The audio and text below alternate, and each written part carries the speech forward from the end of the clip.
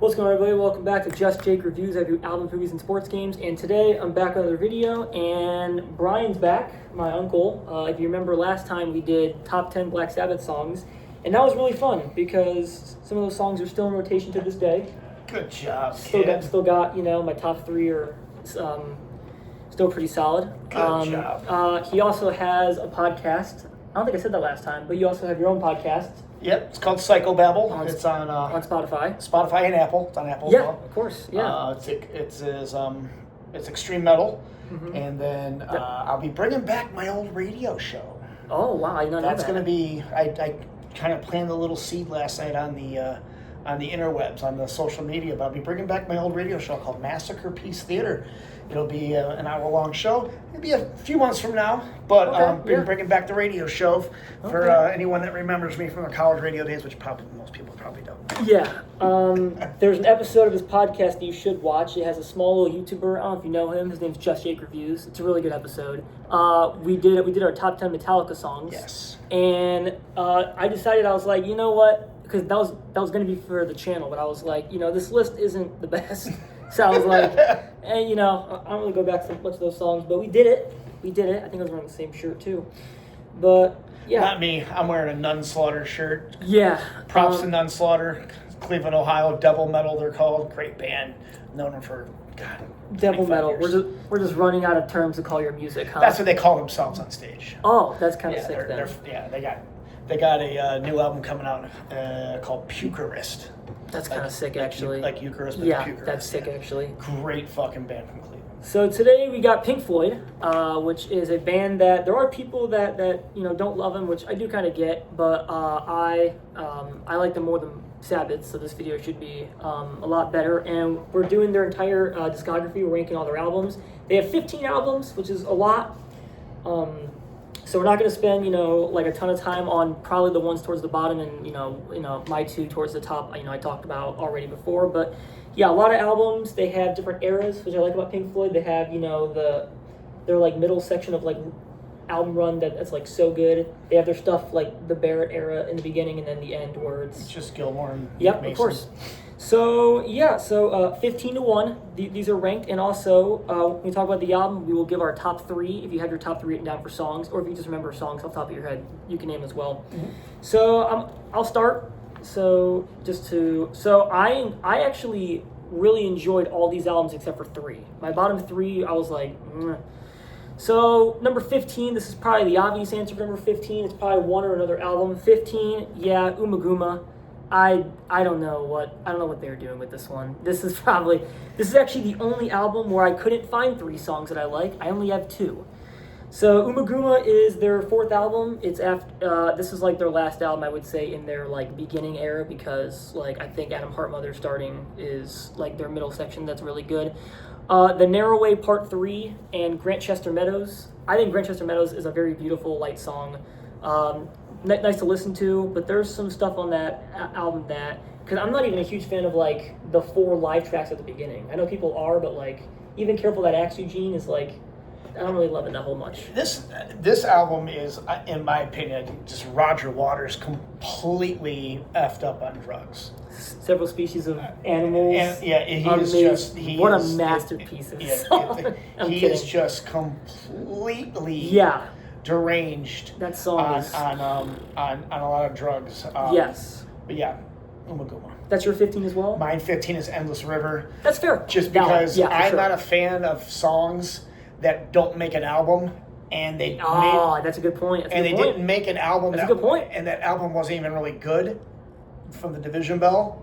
So in my opinion, it was very. It's just like it's fair. It's totally fair. Yeah. So that number 15 is Endless River. It's totally fair. It's probably the other option to go with. It's also their last technically studio record. Yes, it is true. So my 14 is Endless River. Mm-hmm. Their last album, 2014. I was alive. When a Pink Floyd album came out, which can't say for any other album. You can't say for many of them either as well. Yeah, it's facts. I think I've been alive for 3. Momentary was 83. No, I think it was 87. 87. Yeah. Division Bell, obviously. Division Bell, and then Endless River. Yeah, so That was live not for many. 3. Endless River. Once again, like he said, it's just scraps from I think Division Bell. Division Bell, yeah. And it's just I do have 3 songs. I like it's just kind of no songs have words except for Louder Than Words, which is one of the last songs off the album. That song's not even in my top 3.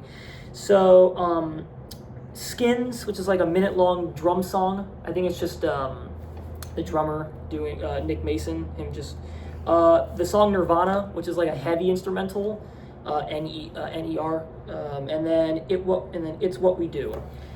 There was no lyrics actually ever written for any of these songs either. Really? David Gilmour, when he does his lyrics, from my understanding, from what I've read numerous times, the lyrics are very, very last. Louder Than Words is the only song that has lyrics on this album. Like they would have music, and then he'd kind of come up with the lyrics like later on and stuff like that. That's what He obviously did. what Yes, I've read that's true. and everything. If this album's last, I don't blame you. It probably is for multiple people. These 2 albums are kind of yeah. Well, my 14's Uma Guma, so perfect. So, Yeah, perfect. Next 13. Any standouts for you or no? No, my 15, 14, That's and totally- 13 are complete fucking turds. I don't like my 13 either. I can't stand my 13. Okay, this is great. There's however, I don't wanna my hear number 13. 13 has got one of my favorite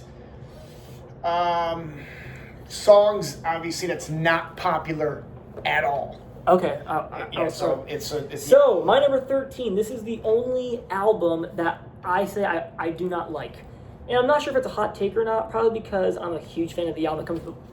I'm a huge fan of albums that come after it. This is a hot take. I don't like Final Cut. I don't. Yeah, it's all right. I don't like the Final Cut. I don't. I'm Roger sorry. Waters last. I don't. I mean, I do, but not when Pink Floyd does it. This album is just lyrical, schmirical, slow songs. I don't really care for that. There's no personality with this album, except for obviously Not Now John, a heavy song that I like. It's the only song that sounds like a rock song. 2 Suns in the Sunset, and then The Gunner's Dream. I understand that some of these songs were made for the Wall, I believe, and some of the songs do follow the Wall story, but I don't like the Final Cut. I'm not going to go back to it, except for maybe Not Now John, but there's a top 3. Final Cut. Dream. Sure, yeah. Final Cut, not a huge fan. My number 13 is More, basically the soundtrack of the movie. That's fair. Totally fair. However, totally fair. Green is the Color is one of my favorite songs. It's funny Good song. So at my restaurant we have Good song. live music on Mondays. Yes. And the one guy that Matt from that band that you liked, Outdated View, that you listened to a couple of songs. Yes, I did. So he performs live every so often, and he started playing this, and I'm looking at him. I'm like, "Are you playing Green is the Color?" And he was like, kind of looked at me like, "Yeah." It's like most people don't know that. I'm like, "Yeah, that's a great song." But any other songs? No, that's legitimately the only one I can listen to. Okay. I mean, like I said, it's Wow. They're not like It's not a great album. Pink Floyd is not like Black Sabbath. I love Pink Floyd, and the biggest reason I love Pink Floyd is because of my dad. Pops was a gigantic Pink Floyd fan. Totally fair. And so I grew up listening to Pink Floyd, Of course. as a kid. Of course. But Pink That's Floyd's fair not enough. like Sabbath. I mean, Pink Floyd has some unlistenable shit, and it's these 3 albums. Okay, that's fair. More's fine. It's fine. It's coming up. My number 12. This this is where the list might start to spiral for both of us. Number 12. It's not for me. There's a few good songs. This album is this low because the era. Momentary Lapse of Reason. Your grandfather's gonna hunt you down. I'm sorry. This album, I don't hate 80s music. I like 80s music, but some of these songs are a little too 80s for me. I'm sorry. Learning to Fly, great song. Love that song. One Slip, Sorrow. Those 3 songs I love. Dogs of War is a great song. Good song too. That'd be fourth. Turning Away is a great song. That would be fourth. Dogs of War would be fourth. But yeah, Momentary Lapse of Reason. It's just, once again, not against 80s music, but that's their 80s album. A few of the songs sound a little too 80s. So my number 12. Your grandfather's gonna haunt your dreams on that one. Just letting you know. I'll apologize before I go to bed tonight. Sorry, Pops. I just don't like it. Sorry, man. My number 12 is the Final Cut. Obviously, Cool. It just, as we already talked It's about slow. it's Roger Waters. It's way too slow. Yeah. It's really lyrical. If you And love lyrics, the thing is though, it's weird. Like Roger Waters, if you ever seen him live, he plays a lot of it fucking live, and it's stupid. I'm The like, Final Cut? Yeah, he plays a lot There's of Final other Cuts. albums to play live. Yes, because but I think he just does it because he's an arrogant prick. That's okay. He is a fucking piece of shit human being too. So I'm a Gilmore fan. I prefer Gilmore. Oh fuck yeah, me too. I prefer Gilmore. It's Gilmore, Barrett, and then Waters. That's fine. I don't. Barrett did one album or 1.5-ish, so it's tough to Sauce like. Secrets is not all him, but yes. I know that. But yeah, that's my So my number 11 is number 1. Yes, Yeah, that's right, as Lemon. Number 11, More. This album I actually liked way more than I thought it would because I went into this. I tried going into every single album blindly, but this one I was like, okay, this album kind of is a little hesitant on it if it's an album or not. It's a soundtrack album for a movie that came out the same year. There are some useless tracks on this album because they're for movies. You don't listen to songs on this album, but there are a few songs you do go back to. Like for example, "Green Is the Color," very beautiful, sweet song. The Nile song, great heavy song, and then "Cymbeline" I also like a lot. But this album is Ibiza Bar, a few solid atmospheric good tracks. Cymbeline, you're just when you go back and watch this video, when you just said that, you're gonna see the look I just gave you. So just so you know, that song is fucking awful. Wow. So you said that, and I'm like, number one. I'm like, that's my number oh one. Boy, kid. That's my number one too. Hey. That's my number one. Different generations. "Green Is the Color" is top 3 for me. Oh, it's a great song. That album is beautiful. That song's beautiful. So yeah, my number 11 is More. My number 11 is Division Bell. I do not like Division Bell. Keep Talking is a great song, and that is about it. I do not like Division Bell. My dad loved Division Bell, and I remember when he brought. And with it being 11, like it's listenable. I can listen to a lot of Division Bell and stuff. But like that live album they did, Pulse, which was kind of cool with the whole Pulse thing on the side of the CD. Okay. So they had an actual pulse on the side of the CD, and it would be blinking and stuff. It was really cool. Okay. And on the cassette, it was on the cassette as well. Yeah. But the problem is there's just so many fucking Division. That's songs. probably all useless now on Spotify. Oh yeah, that's it doesn't even. Yeah, Yeah, If you probably find one with a blinker on it still, that'd be probably pretty rare because I think it was just battery operated. But I just never got into Division Bell. I remember when my dad brought the album home. That's fair. When Dad brought the album home, and he started listening to it, and I was just like. This But at that point in time, I started really getting into metal. So, that's kind of true. You're like, I don't want this 90s pop stuff. Yeah, I was like, this wasn't really for me. Wow. Wow, that's okay. Interesting. Number 10, give me Piper. Debut. It's solid. It's good. I like Piper the Gates of Dawn. This does sound different compared to other albums because it's their start. Syd Barrett. I understand if you're a Syd Barrett fan, this album's probably higher for you. Matilda Mother, my favorite song. Good song. Interstellar Overdrive, their first long, I call extravaganzas, where it's like every song they make more than 9 or 8 minutes long. And then Bike. I think Bike's fun. Bike's classic. I think Bike's fun. Bike's classic. But I will say Gnome and Scarecrow are kid songs. Those are not songs that you should listen to past the age of 20. They're for children. They sound very, very They're for children. Beatleish. They're for children. Very, very British invasion-ish. Yeah. They're not saying they're like awful songs, but they're for children. Like Yellow Submarine. Kids. Yeah, once again. Exactly. The whole Beatleish, very happy, poppy kind of thing. I don't know. But yeah, Piper, not a bad debut. I don't hate every album from now on out. Yeah, Piper's number 10. My number 10 is Saucer Full of Secrets. Syd Barrett's last one. Half of it. But it also started their sound that I fell in love with. True. At the very end, the second half, like the B-side of everything. I'm mad at that. Started their whole psychedelic symphonic sound that they really started breaking into.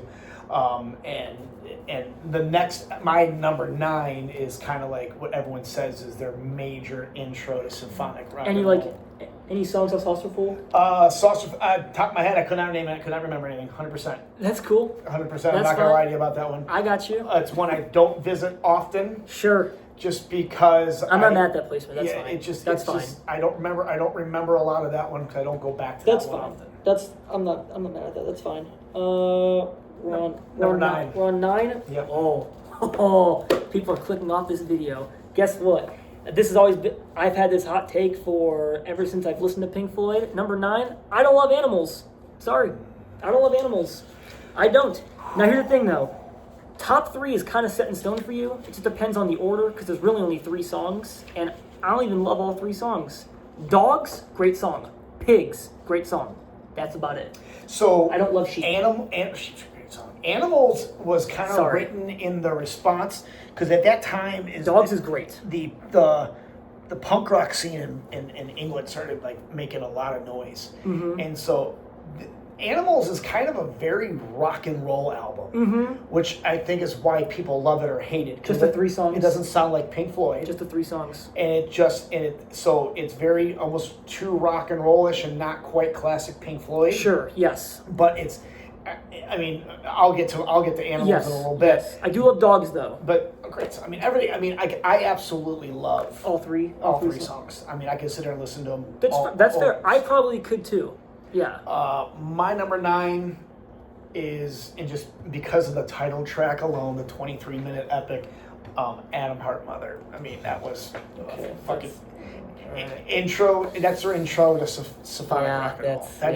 That is, I think, where you start thinking about Pink Floyd as what they are. That's fair. That's fair. Yeah. Okay. Cool. We are on 8. Yes, we are on 8. You got to bear with this as well.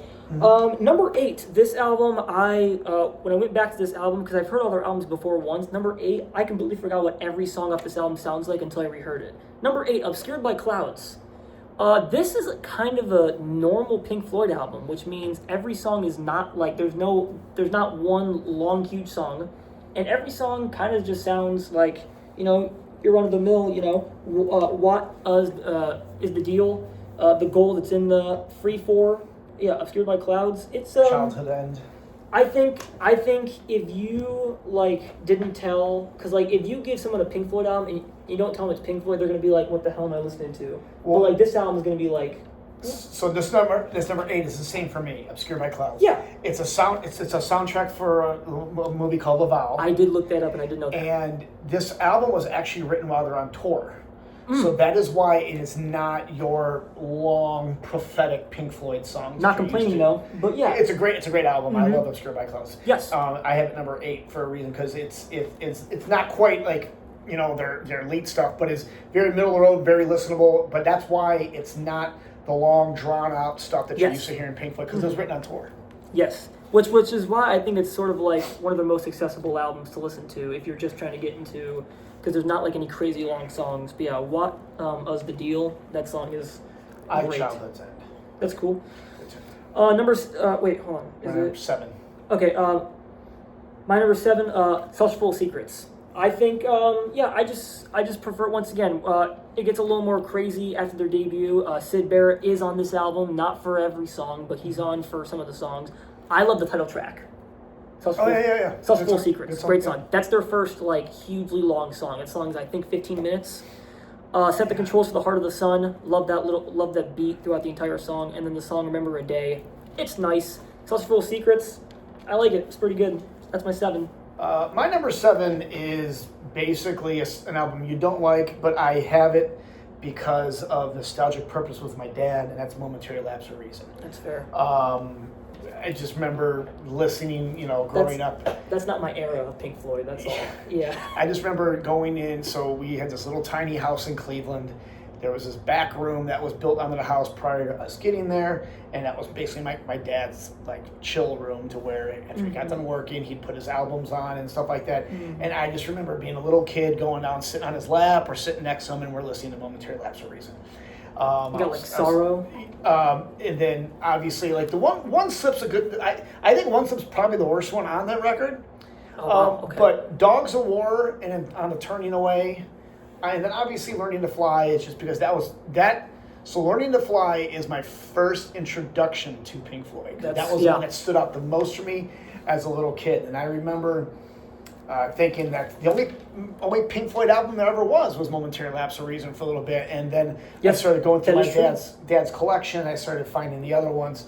So just for the sake of my dad, your grandfather, Momentary Lapse of Reason will always hold a special place in my heart, and that is just that is because of that, because that's my introduction to Pink Floyd from my old man. Yeah. Memories can do that with you. Correct. With music, for sure. My number 6, I'm going to get shot in an alleyway for saying this because this was a pretty popular album at number 1, but it's not even in my top 5. Number 6 is Wish You Were Here. Yeah, Wish You Were Here. The song Wish You Were Here is not even my favorite song off the album. Crazy Diamond, parts 1 through 5, I like more than Wish You Were Here. Do you know what that song's written about? What's up? Sid Barrett. Oh, okay, I feel like I knew that. Yeah, and then he came in and he showed up while they're recording that song. I like both Crazy Diamonds and Title Track. That's about it. Welcome to the Machine and Have a Cigar, or I could take them or leave them, but not saying, listen, the song Wish You Were Here, I think is their second most streamed song on Spotify. Great song. People hold that song to high regards because of all the memories it gives people. That song is, I mean, great. Yeah, Wish You Were Here. Yeah. My number 6, and it's just funny that this album is at 6 because there's a song that has the number 6 involved with it. Pipers at the Gates of Dawn. Okay. And then the song Lucifer Sam. Absolutely fucking love that song. It is just a mess. And this entire album is a mess. Yeah. Because Sid Barrett is a mess. Sid Barrett is an absolute mess. And was a mess. And Sid Barrett was the reason. And so Sid Barrett, I think, turned Pink Floyd into what they are now without intentionally doing it. That's why, I will always love the Sid Barrett stuff just because, I listen to the darker stuff. I listen to darker music. Of course. I listen to the heavier stuff. I listen to the more demonic stuff out there. So, Sid Barrett has always got a major part of me. I don't revisit Saucerful of Secrets enough. I think I should, but I revisit Piper at the Gates. I think he's only on 2 or 3 songs on that album. Yeah, I think he's on the first. I think he's on the A side, which is 4 songs, and the B side is more of their starting of their song. And the weird story of Wish You Were Here of him walking in the studio, the bald guy that they that was during Shining You Crazy Diamond. Yeah, that's when they were doing. That's kind of a people talk about that. Because he went to a nut house. People talk about that story a lot. Yeah, he went into a nut house for a while. They had no clue. Yeah, well, and I'll cross Wish You Were Here shortly. Saucerful Secrets also has there's a song on that album where it's the only song where the keyboard player sings. Yeah. And I don't remember the name of it. What the heck is the song called? I do. It's not Jug Band Blues. I don't remember that. Damn it! I don't know. You'll remember it, and then you'll probably include it. You'll probably stop the video and go, by the way, right here, a little note. Yep. Yes, right there. Yeah. All right. My number 5, top 5. I do like Adam Heartmother. I do. Adam Heartmother is the first album of, I think, the middle run where it's shit, where it's kind of crazy. The song Adam Heartmother is great. 23 fucking minutes amazing. of just amazing. Pure insanity. I like the horn part. It's not the best part of the song, but yeah. Summer 68 I also enjoy. That song. Fat Old Son's pretty cool. Honestly, you could say any song you want except for the breakfast song, even though that song's kind of a vibe, just having the roadie make breakfast. Even though it's only 3 things. All you hear is, I think, cereal and then bacon sizzling, I think cracking eggs. But yeah, I don't know what they were doing there. But yeah, Adam Heartmother at 5. My number 5 is The Wall, rock opera. That hurts me. That hurts me. I don't know if it's just because of the constant playing of Another Brick in the Wall and everything else. Sure, that's fine. But the thing is The Wall is better than most albums ever released anyway, so it doesn't really matter. But obviously, Hey You, Run Like Hell. Yes, Run Like Hell is fucking a great song. Hey You is just because it's just so dark, and like I said, there's so much dark atmosphere in the Wall. So I'm guessing for The Wall, you like the part where he's a Nazi. Or thinks he's a Nazi. Yes. You ever seen the movie? I am. I've not yet. Okay, you have to see the movie. I am. Trust me. Because it makes so much. It is such a concept. It's such a concept, but it is so just fucking dark. Although I'm pissed though because Hey You's not in the movie. It's not, which is ass. But the thing is, the movie though is just a brain twisted, mind fuck. It's so good. Okay. It's so good. Okay. All right. This is gonna be probably our biggest difference. Number 4. I'm not a fan of Momentary. I love the Division Bell. I I do. The 90s pop sound, it's great because it's great. It sounds different. Pulls Apart, Marooned, which is instrumental, and then A Great Day for Freedom might be one of my favorite Pink Floyd songs ever. That song is just so good.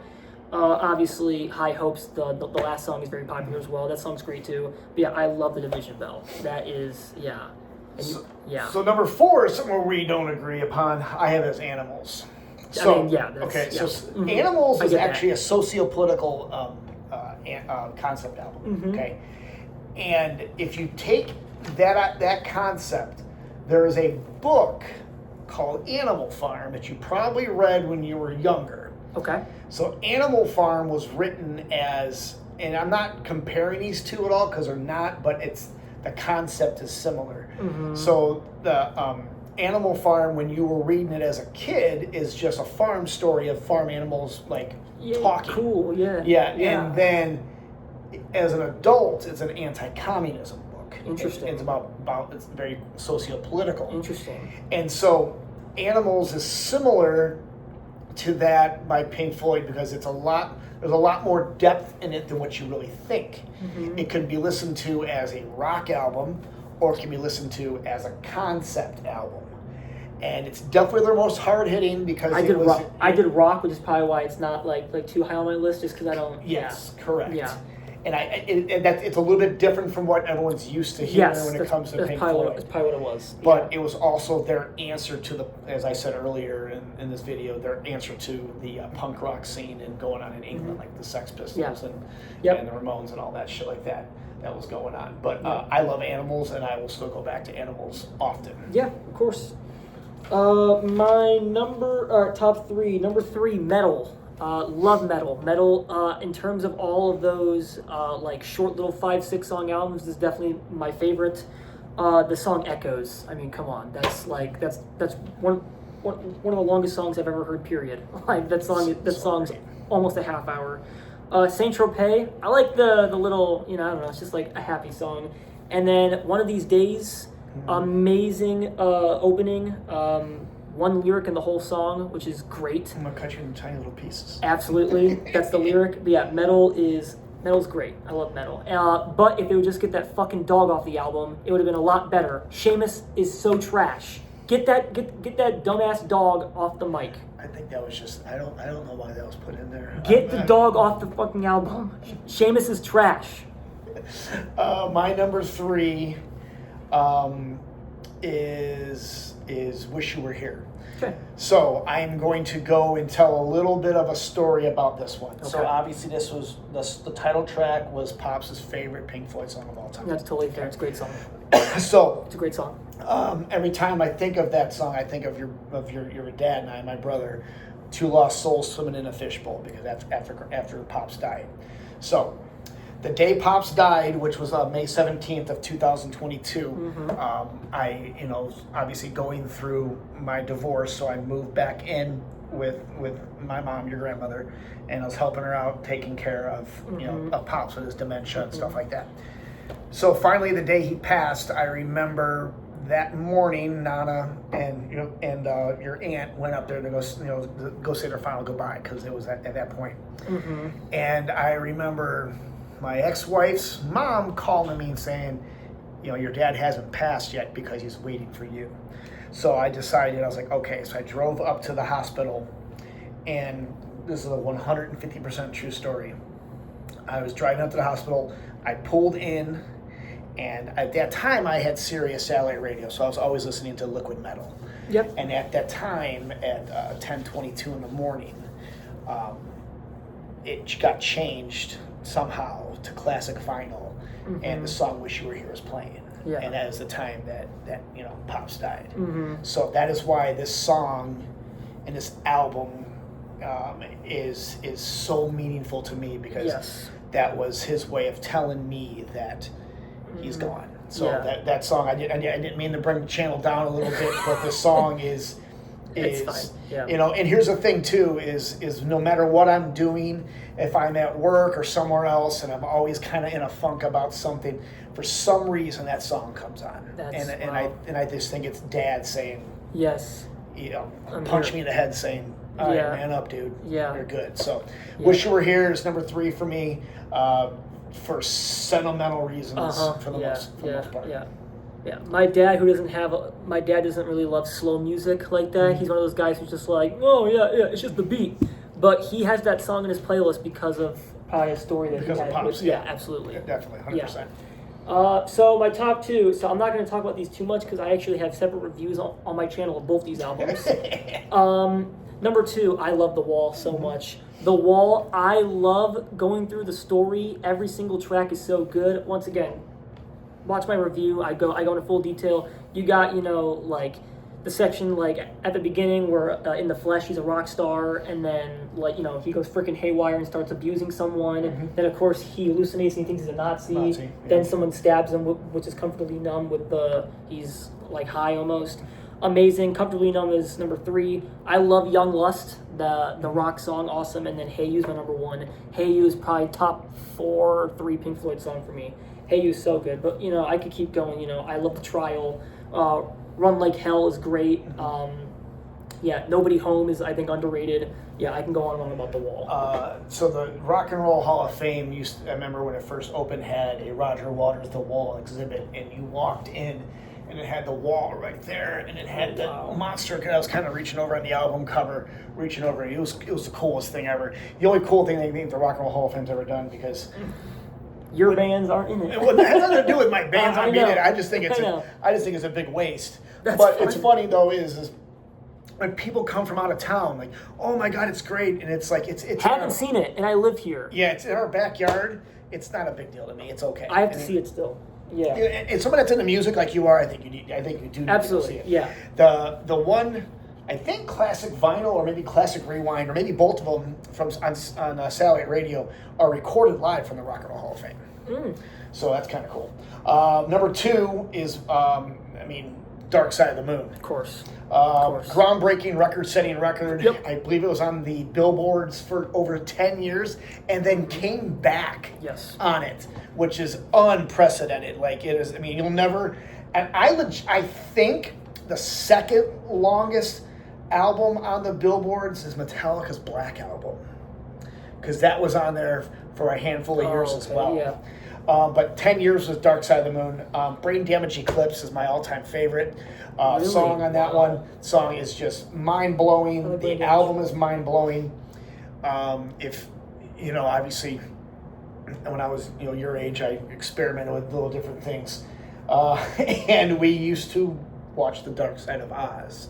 Yes, I've seen it. Yes, I've seen it. It's awesome. It's awesome. And there's it's scary how well it times up. Yeah, that's the weird part too. It's like somebody at their point in time was so messed up on something that they had to decide, like, these two line up. They did an interview a long time ago. I think it was either not the producer of the album. I think it was one of the creators of the movie. And they said, "Do you know about this theory?" And he was like, "It's scary good. Like, it's scary accurate. It's like, do what you want with it. Cool." Yeah. And like so friends of mine and I, they would often it's so good. play it. I recommend watching it. They would play it in, like, it's on YouTube for free. It's in concert venues. I remember paying $5 and getting all messed up and going to watch it and have a good time. It's cooler than hell. But Dark Side of the Moon will forever be... The witch bikes in and time starts playing? Yes. Oh my gosh. And then money starts playing when... Opens the door. God. The color screen. Beautiful. Yeah, it's just unbelievable. So good. Unbelievable. But so good. I think Dark Side of the Moon will go down as probably one of the most influential and groundbreaking records ever written. Absolutely. Mm-hmm. And that is coming from someone that is a gigantic Black Sabbath and Judas Priest fan. Yes. So that is saying something there. But Dark Side of the Moon, number 2. Yes. Well, my number 1 is Dark Side of the Moon. This album is in my top 5 favorite albums ever. All genres, and I'm a rap fan. All genres. This album means so much to me. Once again, did a review on my channel of this album. Time is amazing. The Great Gig in the Sky is my favorite song off the album. God, that actually might be my favorite Pink Floyd song ever. Hey You's up there as well. Time is great. I love Us and Them. Amazing. I could listen to this album and never get bored. Even the songs like the intro. I could listen to this whole album. 10 songs, 40 minutes. Obviously, we can talk about Money. Money's great too. Yeah, this album is just absolutely perfect for me. Amazing. I think everybody at some point in time, no matter what style of music they like, You can listen to rap, you can listen to country. Yes. I think at some point in time, everyone's got to at least pay a little bit of respect and homage to Dark Side of the Moon. Oh my because gosh, it's so there's good. never going to be another album like it. Yes, There'll never be anything absolutely. else ever like it, especially in this day and age, because it's not Absolutely. it's not album writing like they used to. Mm-hmm. Absolutely. So my number one is metal. Great pick. Great pick. It is, and in my opinion, as we were talking about before, like, you know, I said Volume 4 for Black Sabbath is as a top 5 album ever. Metal is one of my top 5 favorite albums of all time. Love too. that. Love that. The intro bass line to One of These Days. Great song. Is that intro line is one of the songs that when I used to go play guitar at like different little guitar places and you know, just trying out guitars, that was the one, that was the riff I played all the time. Yes. Echoes is purely brilliant. Brilliant. Pillow of Winds is probably my favorite song on the record. Okay, doesn't get a lot of it does props. not get enough praise. And then fucking Fearless is a great song on that album. Yes. So San Tropez is all right, and obviously Seamus is Dog shit. whatever. But metal, I think, is Pink Floyd's what is the term?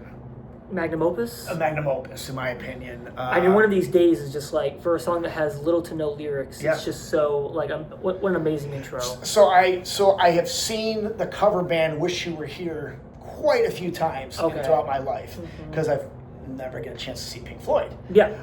So I've seen "Wish You Were Here" a couple times. There's a couple other cover bands. One of them is called Animals, and then I forgot the other one I've seen. But "Wish You Were Here" is the elite one. They have the whole laser show and everything. Mm-hmm. And so "Wish You Were Here," and I live in Massillon, Ohio. It's the fucking football capital of the world. And they used to do this, they still do it, but it's not as big as they used to. When I first moved down there 20-some years ago, they had, they do an outside concert car show thing that obviously, you know, Pops would have loved the car shows with all the muscle cars. And they always had a band playing. Yes. My first year down there, "Wish You Were Here" played. It was fucking cooler than shit. My second year down there, Morrison Hotel played, which was the Doors cover band. Which was, they were really fucking good. But the day I saw "Wish You Were Here," and it's the only time I've ever seen them play this song. I've probably seen them like 5 or 6 times.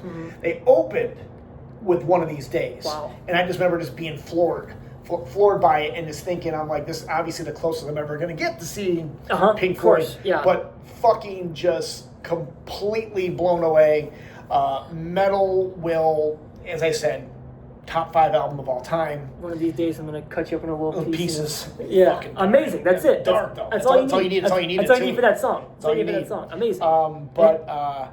And as someone that is a punk rock fan, so I Yes. love the shorter songs. Yes. I can listen to Echoes. Oh, of course. I mean, I could put it on repeat and just listen to it over and For over. sure. 100%. So, yeah. So we have a lot of similarities there. We actually do, yeah. Some similarities. Yeah. The division bell hurt me a little well. That hurt me kind of big time. That's probably the only shock. Well, like I said, momentary lapse of reason had to hurt me a little bit too. Yeah, but, no, that hurt me But big yeah, time. but yeah. And then where'd you have "Wish You Were Here" at? Number 7, I think. 6. 6.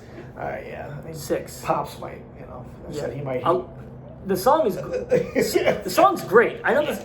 Listen, like I don't have any like memories towards that song. I think it's a good song, but people hold that song to a high standard. We played it at Pops' funeral too, so that was okay. So Yeah, that was yeah. what it People is. hold that, but I like The Wall and Dark Side of the Moon means so much to me. Like I could talk more about The Wall than I already did, and I have a whole freaking video about it. So Yes, you do?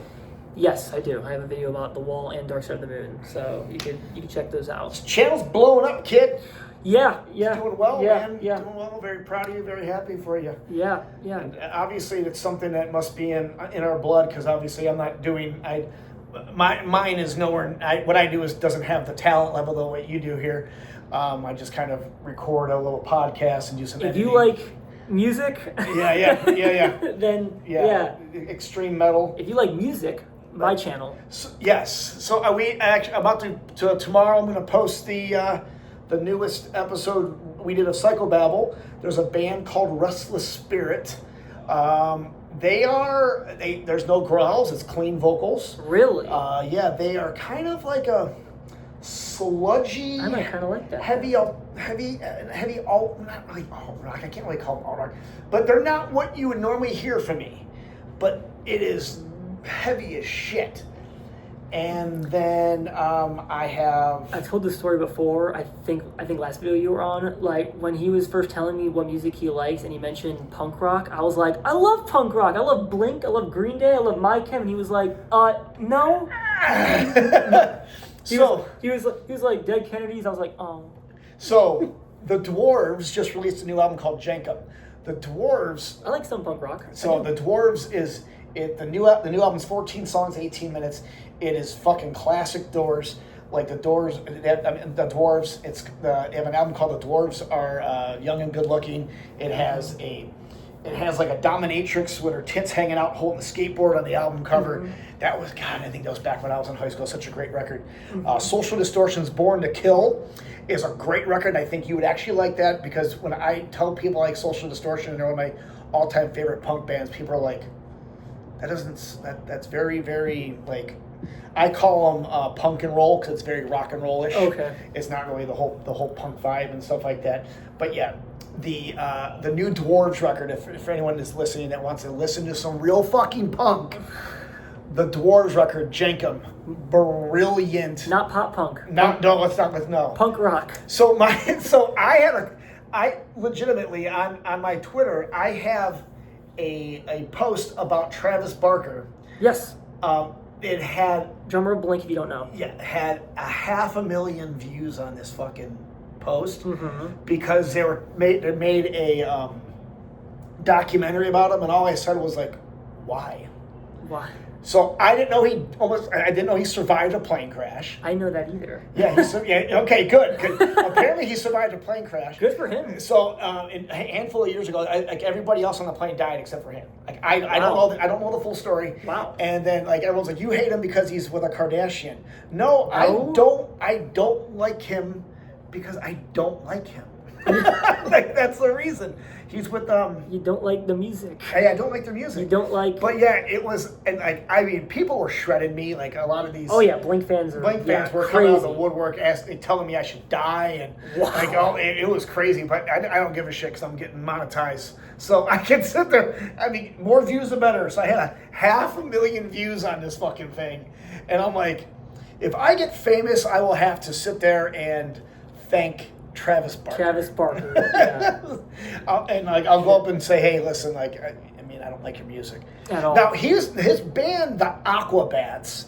Oh yeah. Yeah, they're fucking ska. They're fun. They're fun. I've seen Aquabats twice in the late 90s. Did you actually? Yes, I did. That's sick. Yeah, they wore the all blue. I watched their TV show. Yeah. But that was after they made like a few albums. Yeah. They were a huge band. I saw them. I think twice. The Aquabat Super Show. Shout out to that show. The show was great. He also did another band. I forgot the name of the other band.